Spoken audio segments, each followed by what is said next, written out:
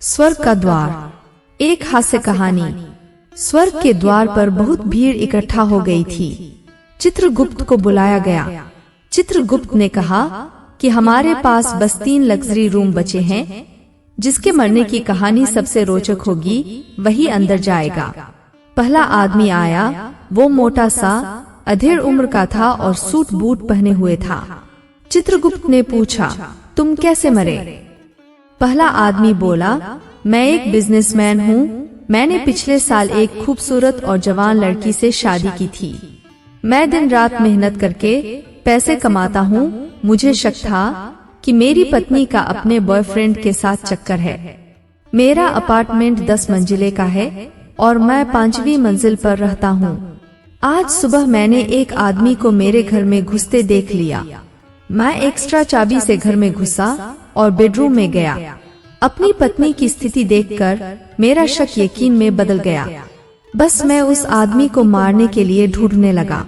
मैंने पूरा घर छान मारा, लेकिन वो आदमी मुझे नहीं मिला।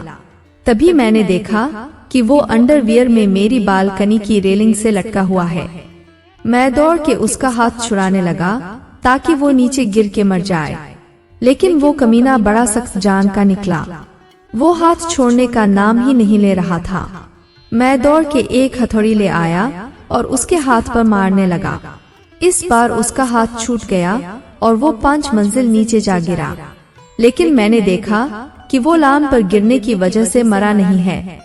मैं दौड़ के घर का फ्रिज उठा लाया और उसके ऊपर फेंक दिया।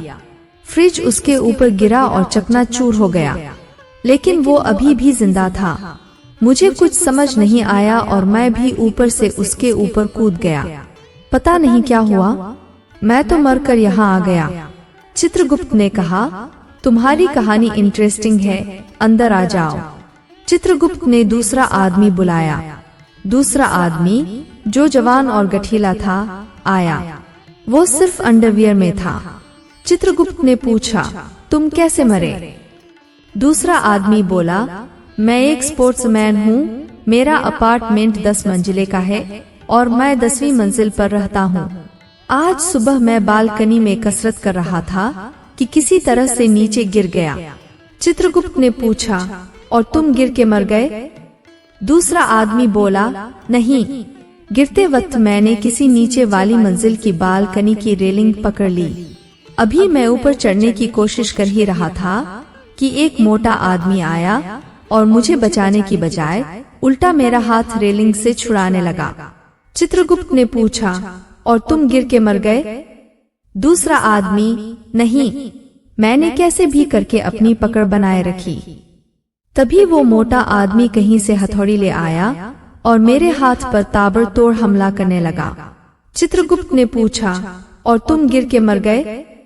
दूसरा आदमी, नहीं, मैं नीचे लाम पर गिरा। कुछ हड्डियां टूटी होंगी पर मरा नहीं। तभी वो पागल मोटा आदमी कहीं से फ्रिज उठा लाया और बालकनी से मेरे ऊपर फेंक दिया।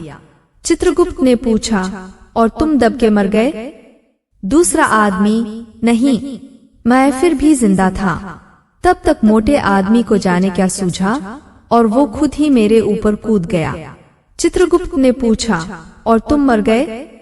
दूसरा आदमी, हाँ, लेकिन वो मोटा भी नहीं बचा होगा। चित्रगुप्त ने कहा, तुम्हारी कहानी भी इंटरेस्टिंग है, अंदर आ जाओ, बड़ा मजा आएगा। इसके बाद चित्रगुप्त ने तीसरे आदमी को बुलाया। तीसरा आदमी, जो जवान पर हल्का फुल्का था, वहीं खड़ा था और सबकी बातें बड़े ध्यान से सुन रहा था। आगे बढ़ा। चित्रगुप्त ने उससे पूछा, तुम कैसे मर गए? तीसरा आदमी नीचे निगाहें किए हुए बोला, वो बात ये है ना, मैं वो फ्रिज के अंदर छुपा हुआ था। अब आप लोग कमेंट करके बताना कि मोटे आदमी की पत्नी का बॉयफ्रेंड कौन था।